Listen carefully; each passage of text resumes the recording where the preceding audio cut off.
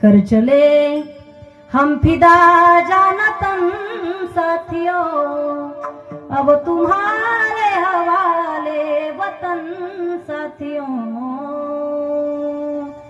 त्या तरुणांनी विचार करायला पाहिजे, माझ्या कुटुंबाचं कसं होईल, नाही देशाचं कसं होईल। देशासाठी लढतात, तारुण्य देशाला अर्पण करतात ना महाराज, करतात की नाही।